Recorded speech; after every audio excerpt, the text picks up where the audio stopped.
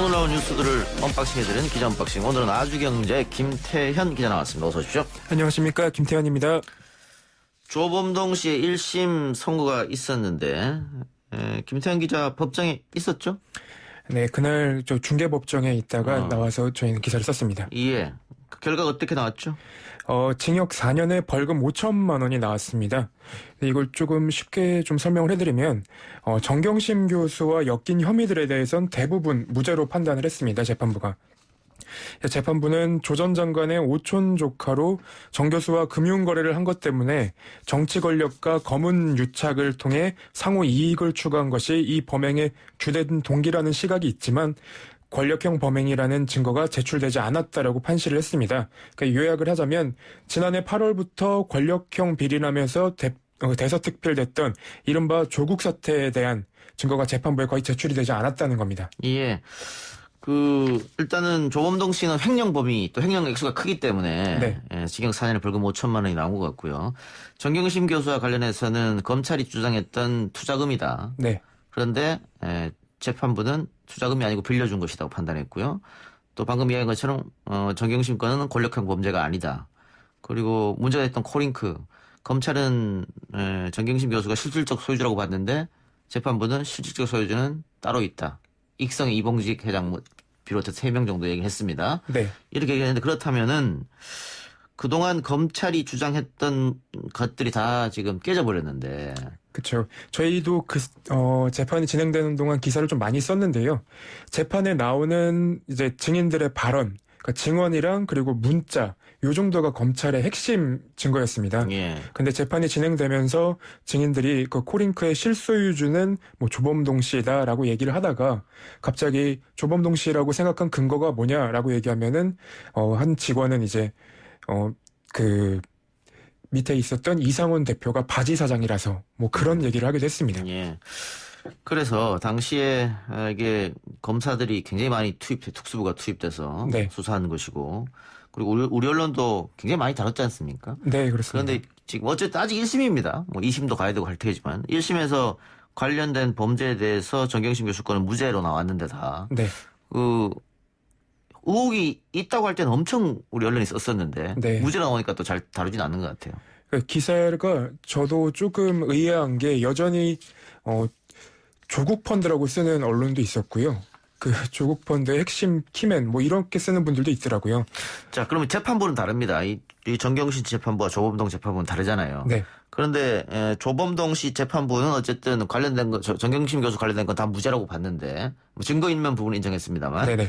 정경심 교수 재판에는 어떻게 같은 결론이 나옵니까? 다른 결론이 나옵니까? 영향은 미치겠죠. 네, 영향을 크게 미칠 걸로 저는 예상을 하는데요. 왜냐하면 그 정경심 교수의 사모펀드 관련해서 나올 증인들과 증거들이 전부 다 이 조범동 씨의 재판에 나왔던 사람들이거나 증거거든요. 그래서 똑같다. 예, 완전히 똑같아서 저희가 애초에 이제 조범동 씨 재판을 예습이라고 생각을 하고 정경심 교수의 사모펀드를 공부한다 생각하고 들어가서 재판을 들었었거든요. 예. 근데 그 부분에 대해서 이제 조범동 씨 재판부가 조금 가능성을 열어놨어요. 그러니까 조범동 씨가 최종 지휘권자라고 인정을 했는데 재판부는 이제 익성 이모 회장, 익성 임원들이 코링크피 법인카드를 사용하고 그리고 익성 임원의 아들이 경영 수업 일환으로 정규직으로 이제 코링크에 입사하고 WFM에 대해서도 익성에 지대한 영향을 미쳤다.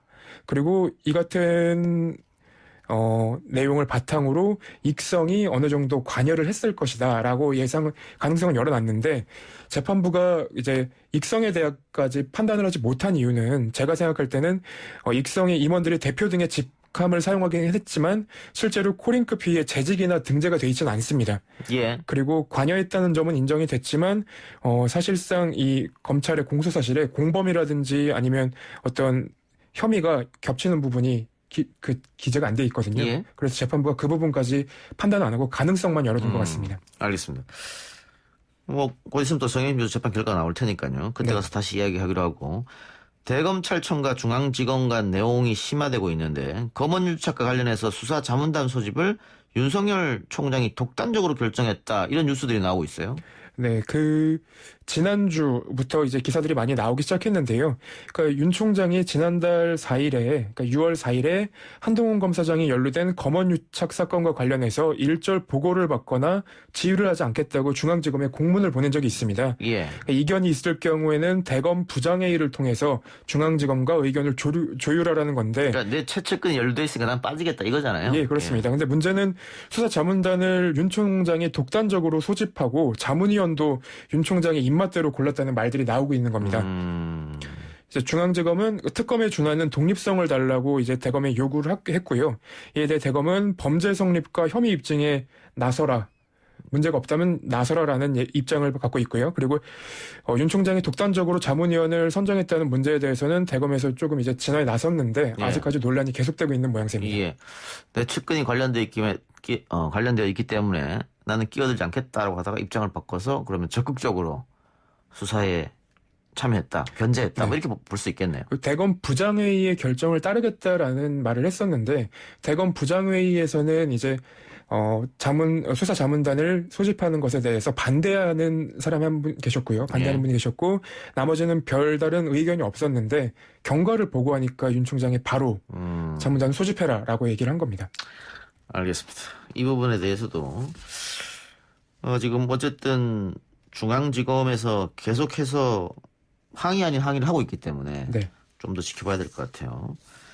자, 그런데 오늘 또 재미난 소식이라 그럴까? 이상한 소식이라 그럴까요? 서울 동부지검입니까? 추미애 장관의 아들 군휴가 미복귀 사건에 대해서 수사에 착수했다고요. 네, 동부지검 형사 1부는 지난 19일 추 장관의 아들과 함께 군복무한 A씨를 참고인 신분으로 소환해서 조사한 것으로 알려졌습니다. 예, 이거 시민단체가 고발한 사건이죠. 네, 그렇습니다. 예, 현재 수사 상황 알려진 게 있습니까? 일단 검찰은 군 내부 자료를 통해서 추 장관의 아들 기존 휴가일과 연장된 날짜까지 특정을 했다고 알려졌습니다. 이를 통해서 이제 향후 참고인 조사와 국방부 자료 제출 요구 등 기본적인 사실관계 확인에 나설 방침입니다. 예. 자, 지금 윤석열 총장과 또 추미애 장관, 검찰과 법무부가 대립하고 있는 양상입니다. 사사건건 부딪히는데 검찰이 추 장관 아들의 군 휴가 미복귀 의혹에 대해서 들여다보겠다. 이거 어떻게 되는 겁니까? 네, 기시감이 들려야 되는데요. 예. 이게 지난해 이제 조국 장관 때랑 비슷한 양상입니다. 사실 저희가 볼 때는 검찰 개혁에 본격적으로 시동이 걸리니까 메시지를 공격하기보다는 메신저에 대한 공격이 들어간 게 아닌가라는 생각도 드는 한편 지금 이제 법사위에서 긴급 현안 질의가 하고 있거든요. 현안 질의를. 그래서 이제 검언 유착과 관련한 내용들부터 해갖고 대검이랑 중앙지검 간 어떤 내용까지 얘기가 나오고 있는데 그런 부분에 대해서도 검찰이 어느 정도 이제 공격에 나선 게 아닌가 생각이 듭니다. 이 건에 관해서는 추미애 장관 청문회 때도 문제가 불거졌었는데 네. 당시 추미애 장관은 아들이 휴가가 나왔다가 다리가 안 좋아서 수술을 했는데 다 낫지 않아서 부대에 얘기하고 늦게 들어간 것이다 이렇게 얘기했단 말이죠. 네. 이 수사 결과가 어떻게 나올지 좀 더 두고 보겠습니다. 정세균 국무총리가 종교시설에 대해서 강력하게 경고를 했어요. 짧게 설명해 주세요. 네, 정 총리는 오늘 오전 정부 서울청사에서 코로나19 중앙재난안전대책본부 회의를 주재하고 대구 경북에서 값비싼 교훈을 얻었다는 사실을 결코 잊어서는 안 된다. 종교인 여러분의 자발적 참여와 협조를 간곡히 부탁드린다면서 방역수칙이 제대로 지켜지지 못해 감염이 계속되면 불가피하게 종교시설을 고위험시설로 지정하고 강력한 제한 조치를 시행할 수밖에 없다고 경고했습니다. 예, 종교시설은 지금 계속 확진자가 나오고 있기 때문에 네. 정 총리 이런 얘기를 한 것 같습니다. 알겠습니다. 지금까지 기자 언박싱 아주경제 김태현 기자였습니다. 감사합니다.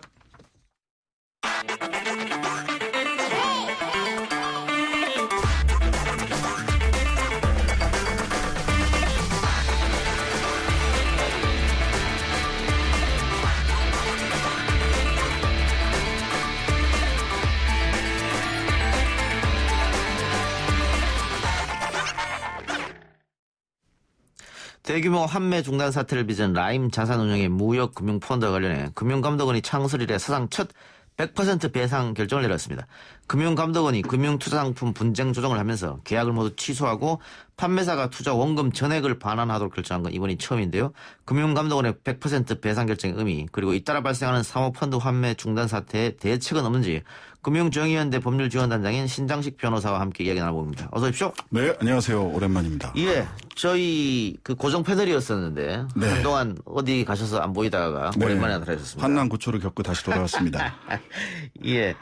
자, 일단 라인펀드 사태 많이 이제 아시는 분은 아실 텐데 결국은 보니까는 연세 많은 분들이 여기에 다 일종의 사기지 않습니까, 이게? 네, 그렇죠. 그래서 이게 뭐 금융감독원에서도 사기다. 이거는 이런 형법상의 사기 판단은 그거는 수사기관에서 할 일이지만 예. 민법상 어쨌든 이거는 사람을 속여서 예. 계약을 맺게 한 거다. 그러니까 100% 보상해라. 라고 하는 결정을 금융감독원 분쟁조정위원회 만들어진 이후에 처음으로 했습니다. 예. 100% 보상은 처음 결정이었습니다. 근데 이 라인펀드 운영사도 문제지만 이거를 판매사. 은행권으로 갔는데 은행권에서도 네. 손실을 전혀 보지 않는다. 이렇게 말해가지고 사람들이 다 여기 예. 투자했단 말이에요. 그리고 나중에 뭐 80%, 90% 손실 나버렸고. 네네. 당장 이제 라인펀드 많이 말씀을 드리셨겠지만 중요한 그 피해는 작년 연말 기준으로 했을 때 170개가 넘는 펀드가 예. 전부 다 환매 중단. 돈을 예. 돌려드릴 수 없다. 아니, 예. 돈 찾으러 갔더니 돈 못 돌려주겠다고 예. 해버린 거예요. 예. 그 액수가 1조 6,679억 원입니다.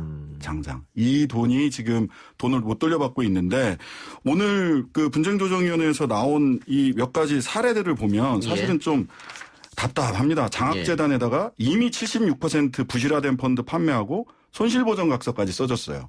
사실 손실보전각서 써주는 것도 이게 그 자본시장법상 위반이거든요. 예. 그다음에 70대 주부한테 이 라인펀드 같은 경우 굉장히 그 초고위험도 상품이기 때문에 투자 성향 자체가 위험을 충분히 감수할 수 있는 사람이 아니면 예. 가입 자체가 안 돼요. 예. 근데 이 투자 성향을 본인은 체크하지도 않았는데 은행 직원이 그냥 막 체크해 준 거예요. 이게 그런 방식으로 거짓말로 투자 성향을 예, 예. 만들어서 이미 83% 부실화된 펀드를 판매했고요.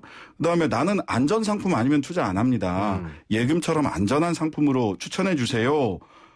하고 50대 직장인이 요청했는데 이미 98% 부실화된 펀드를 판매하는 등 이 금융기관들이 시중은행까지를 포함해서 판매 과정에서 그러니까 수수료 따먹기 예, 장사를 예. 한 거죠. 그러니까 아까 말씀드렸다시피 연세 많은 분들이 대부분 다 이게 네네. 당했는데 네. 그분들이 은행 가서 지금 신 변호사 말처럼 난 안전한 거 해달라. 그런데 은행에서 이거 안전합니다라고 하면 믿을 수밖에 없잖아요. 은행에서 얘기하는데. 은행에서 무슨 얘기를 하냐면 작년에 DLF, 우리은행 DLF 또 하나은행 이때 독일이 망하지 않는 한 이 펀드는 손에 안 납니다. 그다음에 예. 최근에 기업은행이나 IBK 투자증권 등에서 판매한 디스커버리 펀드 같은 경우는 미국이 망하지 않는 한 이거 손에 안 납니다. 이렇게 사람들이 그냥 귀에 혹하게 독일이 망하리라고 생각하는 예. 국민들 없잖아요. 예. 독일이 망하지 않는 한, 미국이 망하지 않는 한 이런 식의 이야기를 하면서 판매를 한 거예요. 그러면은 그 은행원들은 그렇게 한 구자씩 팔 때마다 나한테 뭐가 떨어지는 모양이네요. 예, 그렇죠. 그 KPI라고 해서 평가를 하는데 그 은행 그 진급이나 실적 성과금을 받는데 평가를 하는 지수를 KPI 지수라고 하는데요. 이 KPI에서 소위 비이자 상품 그러니까 그냥 예적금 말고 이런 펀드를 팔면 2배, 3배 높게 주는 거예요. 예. 그러니까 현장에 일선에 있는 프론트에 있는 데스크에 있는 직원들도 사실은 어찌 보면 피해자인 경우도 상당히 많습니다. 예. 자, 라인펀드를 운영했던 관련자들, 운영사, 그리고 뭐 대표들, 이런 사람들이 지금 다 구속됐고. 네네. 그렇죠? 근데 이 지금 100% 배상하라고 판결이 났는데 이야기가 나왔습니다. 그러면 누가 배상 주체가 되는 겁니까? 이거는 예. 그 판매한 판매사들이 배상 주체로 예. 명확하게 명시를 했습니다. 그러니까 라임 자산 운용에서 배상할 게 아니라 이제 이거는 그 계약자와 계약 관계에 있는 사람들은 라임 자산 운용이 아니거든요. 라임 자산 운용이 아니라 신한금융투자라든지 각 시중은행들이 예. 이번에 결정난 무역금융 펀드는 판매사들이 직접 100% 배상 결정, 예. 배상해라라는 결정을 금감원에서 한 거죠. 예. 그럼 판매사, 은행과 예. 이런 증권회사들. 쪽에서 금융회사가 예, 예. 해야 된다. 할까요? 이게 사실은 안 받아들여 그러니까 금융감독원 결정에 대해서는 이의 신청을 하면 법원으로 가는 수밖에 없어요. 예. 소송으로 가야 되는데 사실 이 정도 얘기가 나왔는데도 금융사들이 형식상 자기들에게 이의권이 있으니까 이의하고 소송으로 가겠다라고 하는 거는 예. 사실은 자기 책임을 도덕적으로나 법률상으로나 지탄받아 마땅합니다. 저는 첫 번째 오늘 이번 결정에서 첫 번째 국민들이 요구하거나 또는 저도 뭐 요구를 하고 시민사회단체들도 요구하는 건 일단 이 결정 금융사들이 받아라. 이해하지 마라. 그래야 최소한 그 1조 6천억 7천억 원에 가까운 이 환매 중단 사태에 책임 있는 자세를 보이는 거라고 생각을 합니다. 예. 뭐 피해자들이 그동안 흘렸던 눈물도 있으니까 말이죠. 네, 그렇습니다. 예, 알겠습니다. 받아들일지 안 받아들일지는 조금 지켜봐야 되는데. 근데 저도 100% 배상 날 줄은 전혀 예상 못 했거든요. 어땠습니까, 변호사님? 조금 일단 100% 배상 결정이 이전에 한번 중간 검사 결과라고 해서 라임 자산운용하고 판매사들을 금감원이 한번 조사를 한번 했어요. 이렇게 조사를 하면서 상당한 정도의 거의 사기에 가까운 판매행위가 있었다는 점을 한번 얘기는 했거든요. 예. 그래서 이건 100% 배상 결정이 나올 수도 있다. 근데 금감원이 그런 결단을 할 수 있을 것이냐. 지금까지 가장 많은 게 DLF 사태 때 80%였거든요. 그때도 치매 노인 에 대해서 80% 정도가 나왔는데 100% 배상 결정이 나온 것은 뭐 굉장히 잘한 결단이었고 어느 정도 예상은 했지만 야 이렇게까지라는 생각은 하고 있었죠. 다만 아쉬운 건 뭐냐면 시점을 2018년 11월 이후에 판매한 것에 대해서만 100% 배상 결정을 내렸어요. 예. 근데 그 이전부터 2018년 6월 달 또는 2017년 5월 달에도 이미 이게 라임 자산운용의 이 펀드가 굉장히 부실하고 이게 손해 발생이 예상된다라고 해서 자기들끼리 뭔가를 막 숫자도 조작하고 이런 흔적들이 있거든요. 예. 그러니까 2018년 11월 이후에 대해서만 100% 배상을 한 건 좀 아쉬움으로 남습니다. 예. 근데 아까 그 1조가 넘는 돈이었잖아요. 네네. 그 돈들은 다 어디 갔습니까? 그 돈이 글쎄요. 해외로 나가서 안 들어온 것도 있고요. 그러니까 우리가 이거는 조금 멀리 나가는 얘기일 수도 있는데 보통 펀드를 하거나 또는 뭐 선물 옵션 뭐 하면 누군가 돈을 잃으면 그쪽 얘기로 누군가 따는 사람이 있거든요. 있겠지요. 예. 누가 땄느냐. 아직까지 밝혀진 이 모든 펀드 사태에서 밝혀진 바는 없어요. 예. 다만 판매사들과 운용사들이 이번에 라임 펀드만 하더라도 한 500억 원 이상의 수수료는 이미 자기들은 받았어요. 받았다. 자기 주머니에 들어와 있어요. 예. 예. 그러니까 1조가 그 넘는 돈이 라임 자산 운용사에서 이거를 자기들이 투자한답시고 해외에 넣었다가 손해보면 또 빼고 또 다른 데 넣었다가 또 손해보면 빼고 그렇게 해서 지금 불안한 그런 거잖아요. 것도 있고 그다음에 또 우리나라에서 내부에서 부실 기업에다가 일단 돈을 넣어서 또 재투자하게 하고 하면서 중간에 그 돈을 라임 자산운용의 일부 그 경영진들과 함께 그 돈을 빼돌린 이런 돈도 있죠. 그런 예. 것 때문에 사실 국민들이 더 화가 나는 예. 겁니다. 일단 구속 상태고 재판 중이니까 그거야 예, 예. 결과가 나오겠죠. 알겠습니다. 자, 근데 문제는 라임 사태 이후에도 계속해서 뭐 옵티머스라든가 디스커버리라든가 다 문제가 생기고 있습니다. 네, 그렇습니다. 이게 뭐 옵티머스, 디스커버리 이런 거 보면 무슨 뭐 트랜스포머인 줄 아는데 사실 펀드 이름입니다. 근데 뭐 옵티머스 같은 경우도 그렇고 특히 디스커버리 같은 경우는 중소기업 들을 상대로 해서 대출을 해줬던 거예요. 그러니까 중소기업들이 지금 힘들어 죽겠는데 환매 중단 사태까지 온 겁니다, 사실. 그래서 이 사태가 구조적인 원인은 사실은 2015년 박근혜 정권 시절에 사모펀드 가입 허들을 문턱을 굉장히 낮췄어요. 예. 그래서 일반인 원래 사모펀드는 선수들만 들어와서 하라는 거거든요. 예. 근데 선수들뿐만 아니라 그냥 일반인들도 아무나 들어갈 수 있게 해놓은 거예요. 그다음에 소위 사모펀드를 운영하는 자산운용사들도 그 기준을 아무나 그러니까 등록제에서 허가제에서 등록제로 바꾸면서 우후죽순 생겼거든요. 예. 이런 구조적인 문제가 결국은 쌓이다가 2년 3년 쌓이다가 작년 재작년부터 터지기 시작한 거죠. 그래서 이 문제는 피해자들의 피해 회복을 우선해야 되는 게 기본이고요. 그다음에는 구조적인 문제를 해결해야 된다. 그러니까 금리가 워낙 싸다 보니까 네. 투자자들이 갈 돈은 없고 그러다 보니까는 이런 게 있는데 좋대더라 수익률이. 네. 그러다 보니까 몰렸는데 나중에 알고 보니까 이게 사기로 드러나는 거죠. 원래 그런 얘기가 있지 않습니까? 뭐 빚내서 소도 잡아먹는다는 얘기가 있듯이 항상 이 금융상품 특히 고위험도 상품 같은 경우는 일반인들이 그런 단순한 그 투자하면 돈이 많이 온다더라라고 하는 그 욕망 자체를 제도적으로 일정하게 제한을 두어줘야 됩니다. 이게 금융상품을 만들고 판매한 기본적인 룰이에요. 근데 그 룰이 무너졌다는 거죠. 2015년 이후에. 우리 언론도 좀 반성할 게 라임 자산운용 같은 경우에는 우리 언론이 굉장히 많이 띄워줬어요. 아유, 그랬죠. 무슨 뭐 천재가 나타났다 그러고 라임 운용 자산 대표에 대해서 뭐 이런 식으로 막 써주니까 언론이 자꾸 나니까 이건 믿을 수 있겠다 또 이렇게 소비자들은 판단할 수 있지 않습니까? 뭐 그랬던 게 많고요. 그다음에 여기서 사실은 근데 라임이 거의 폰지 사기라고 하는 그러니까 A라는 상품의 부실을 B라는 상품을 예. 팔아서 그 다단계, 금융 다단계 같은 수법까지 썼거든요. 근데 예. 그런 부분들을 한 번만 더, 두 번만 더 잘 언론에서도 들여다보고 금감원에서도 들여다봤어야 되는데 그냥 우쭈쭈 하다가 여기까지 온 거죠, 사실. 예, 뒤늦게지만 은성수 금융위원장이 사모펀드를 전수조사하겠다 이렇게 얘기를 했고요. 그 경제사범들은 보통 이게 법정에 가면 크게 처벌 안 받던데 이 사건 어떻게 될 것 같아요? 이 사건은 지금 국민들의 관심이 많이 있기 때문에 그 처벌 수위가 좀 높아져야 되고 예. 그다음에 처벌 수위도 높아져야 될 뿐만 아니라 실은 징벌적 손해배상이라든지 또는 피해자들이 집단 소송하는 등등의 방법들을 도입을 해서 아하. 이런 식으로 하면 망한다라는 생각을 갖도록 해야 됩니다. 알겠습니다. 오늘 인터뷰 고맙습니다. 지금까지 금융정의연대 법률지원단장 신장식 변호사였습니다. 네, 감사합니다. 뉴스 듣고 돌아옵니다.